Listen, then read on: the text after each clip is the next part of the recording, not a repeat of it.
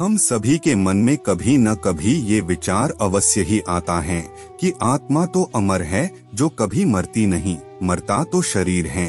आत्मा तो वस्त्र की तरह अपना पुराना देह त्याग कर नया देह धारण करती है, तो नए देह में उसको अपने पिछले जन्मों का कुछ क्यों याद नहीं रहता है। और हम संशय करते हैं पुनर्जन्म होता भी है या नहीं।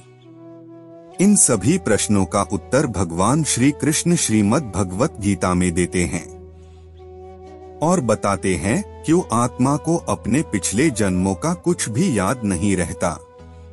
तो आइए शुरू करते हैं आज की इस प्रस्तुति को। आप सभी का स्वागत है। यदि आपको हमारी प्रस्तुति अच्छी लगे तो वीडियो को लाइक और चैनल को सब्सक्राइब अवश्य करें। तो विलंब न करते हुए आरंभ करते हैं आज की प्रस्तुति। श्रीमद् भगवत गीता के दूसरे अध्याय में आत्मा और शरीर के विषय में समझाते हुए भगवान श्री कृष्ण बताते हैं कि क्यों आत्मा को अपने पिछले जन्म का कुछ भी याद नहीं रहता है। भगवान कहते हैं मनुष्य के जन्म और मृत्यु की प्रक्रिया बहुत ही कष्टकारक होती है। प्राणों के निकलने के समय अत्यंत पीड़ा होती है जो कि आत्मा को झेलनी पड़ती है। और ठीक इसी तरह जब आत्मा नया जन्म लेने के लिए नए गर्भ में प्रवेश करती है तो उस आत्मा को गर्भ में अत्यंत दुख और कष्ट भोगने पड़ते हैं। ये पीड़ा, दुख और कष्ट उस आत्मा के लिए जोरदार धक्के की तरह होता है, जिसके प्रभाव से आत्मा को अपने पुराने जन्मों की यादों का लोप हो जाता है। मनुष्य की मृत्यु और जन्म के समय होने वाले कष्ट और पीड़ा के विषय में गरुड़ पुराण में भी मिलता है। गरुड़ पुराण में भगवान विष्णु गरुड़ जी से कहते हैं, जब मनुष्य की मृत्यु का समय आ जाता है और जीवात्मा शरीर का त्याग करने लगती है, उस समय उस जीवात्मा को 1000 बिच्छुओं के काटने से होने वाले दर्द के समान दर्द होता है।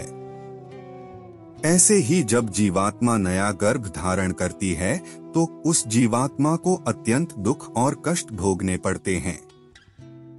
जीवात्मा गर्भ में हिल नहीं पाती, भूख और प्यास से ग्रस्त होकर तड़पती है और जन्म के समय अत्यंत पीड़ा को सहती है। ये कष्ट, दुख और पीड़ा आत्मा के लिए वैसा ही है जैसे जब किसी व्यक्ति का एक्सीडेंट हो जाता है या फिर वो गिर जाता है और उसके मस्तिष्क में चोट लग जाती है और चोट लगने से उसकी याददाश्त चली जाती है, उसको अपने जीवन का पिछला कुछ भी याद नहीं रहता है और इसके कारण वो कष्ट, दुख और पीड़ा भोगता है। याददाश्त चली जाने से समाज में उस मनुष्य का अस्तित्व तो खत्म नहीं होता है।